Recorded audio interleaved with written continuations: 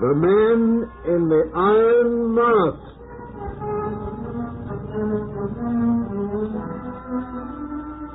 Adapted from the story by Alexandre Dumas and written by Eric Scott, a George Edwards production.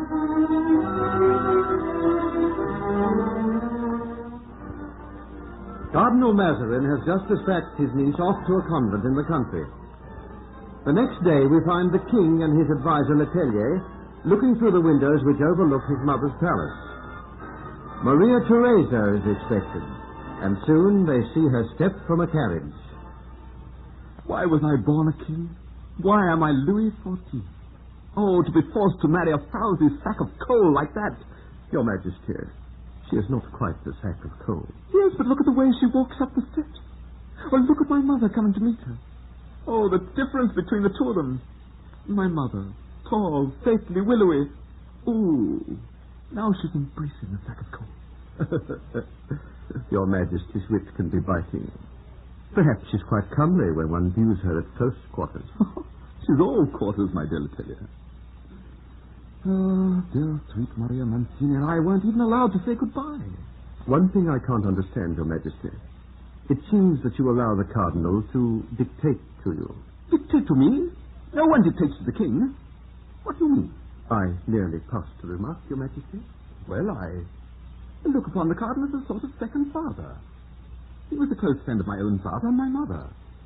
He guided their policy successfully. He looks after all my affairs of state. Well, I feel that if ever my Lord Cardinal left me, I would be much a harassed man. I prefer to enjoy my pleasure and allow the Cardinal to endure the cares of state.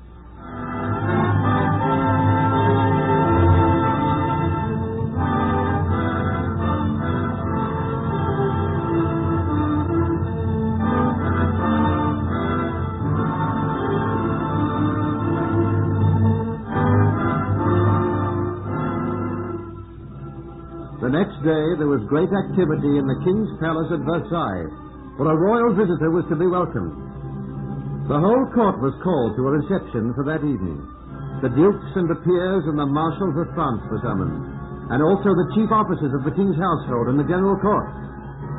There was to be music and dancing and the presentation at the throne. All that day, the lackeys and the servants were busy preparing the throne room and the ballroom beyond, filling these luxurious rooms with sweet-smelling flowers and additional candelabra, loading the tables with every kind of drink, with collations of fruit, oranges, citrons, and dried fruits. And meanwhile, Maria Theresa was being adorned in the best that Spain could offer. But it was a poor best, for she had heard of the lavish magnificence of the women's dresses in the French court. If you will stand quite still, Your Highness, I will pin these flowers in your hair. My dress is sombre, isn't it? Your Highness, you always look beautiful in black, especially with the pearls. I fear that black is not becoming to the French court. How soon before we go to the reception? Half an hour. Half an hour. And then I walk through a great room. Hundreds staring at me. A foreigner from a strange land wondering whether they should curry favor or spy behind my back. Perhaps they will do both. And then at the throne, the meeting with Louis. But your moment of triumph, Your Highness, when he asks you to sit beside him. Triumph has meaning only when it applies, Mercedes. It is no triumph for me. Somehow I feel it will end in tragedy.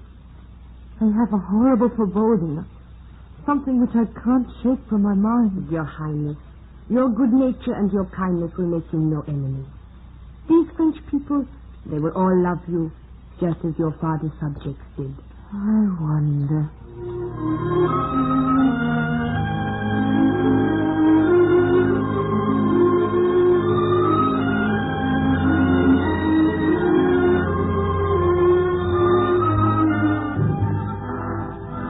And so Maria Theresa, adorned in her black velvet with pearls, made her way when the hour came to the King's palace, accompanied by Mercedes, several other attendants, and the Queen Mother.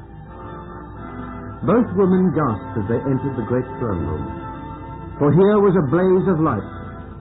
The rooms decorated with luxurious comfort and splendor, a profusion of tapestries and paintings, marbles and silver plates set everywhere on massive silver stands. The gilded furniture gleamed in the candlelight from great chandeliers, and the damask of the armchairs blushed red. The colors of the velvet doublets and the brocaded gowns played in the light, and the diamonds sparkled, and the golden and silver vases and salvers, flagons and ewers shone so brightly. As she arrived at the great doors, there was a hush over the assembly. And then slowly Maria Theresa advanced across the floor to the throne. She could see him already, the king, her future husband. But it was a face misted in the brilliance of lights. And as she drew closer, the outlines became clearer. Now she was at the bottom of the steps leading to the throne, and she could hear Cardinal Mazarin's voice.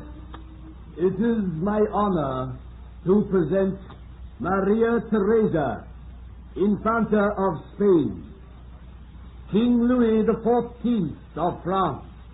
Your Majesty. A pleasure I've been looking forward to, Your Highness. We trust you had a comfortable journey, Your Highness. Yes, Lord Cardinal. Would you sit here with me? Thank you, Your Majesty. What do you think of our court? It is brilliant.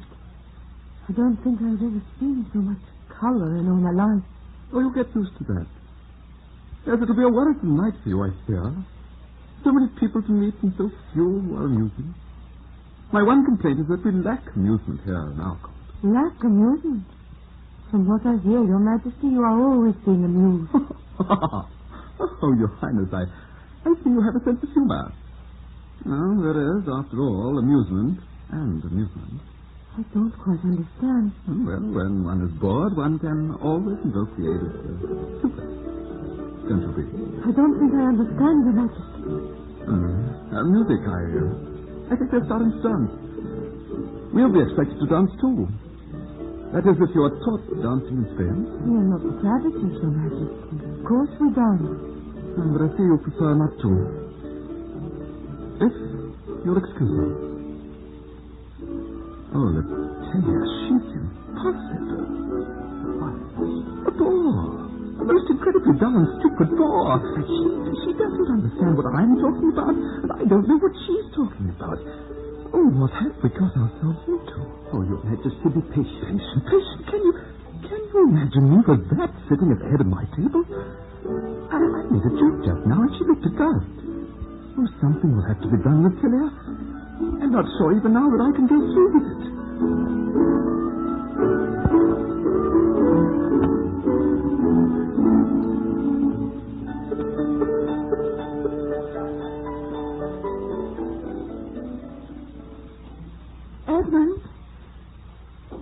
Edmund. I'm here, Marguerite. Oh, you didn't speak when I first called. I get so frightened. Oh, Edmund, darling, you feel perhaps a little better? I'm not sure how I feel, Marguerite. The mask. Are you getting used to the mask? The mask? It presses more and more heavily on my shoulders. It seems now to be running to my head. It's like a weight that you carry for miles and miles. Each mile it grows heavier, heavier. Oh, darling, if only I could help you. What are we to do, Edmund, you and I? What is it to do? We're both prisoners, trapped. If I raise a cry, if I demand to be let loose, I lose my life. That's what the king said. And yet, here in this mask, oh, heaven help me, it cuts like a knife into my back. Oh, if only dear old Edward would come back. Edward? He was the warder who saved my life. A kind old man. A man who has seen better days. If only he were here, perhaps we might. I said we might be able to throw ourselves on his generosity. He's our only hope, Edmund. Our only hope? Yes, my darling. Somehow I feel that if he knew the truth about you and about me... He had a daughter once, rather like myself. That's why he took pity on me. Oh, Edmund, darling, if he came back... Darling? Edmund? Edmund, answer me. I try. It's only by an effort that I hold myself up. My hands clenched round the bars. Marguerite, you must be brave, but I feel that this may be the end. Yes. Oh, no, Edmund, don't leave me. Edmund, hold on to life. It's stifling, smothering, and the weight on my head. They knew it would kill me. Oh, sweetheart, I'm not strong enough to fight it. Even with your love, even the fact that you're so close. Edmund. Oh, Edmund, speak to me. God help us. Help us. Make way for the King of France! Make way for the King of France! The king. The king.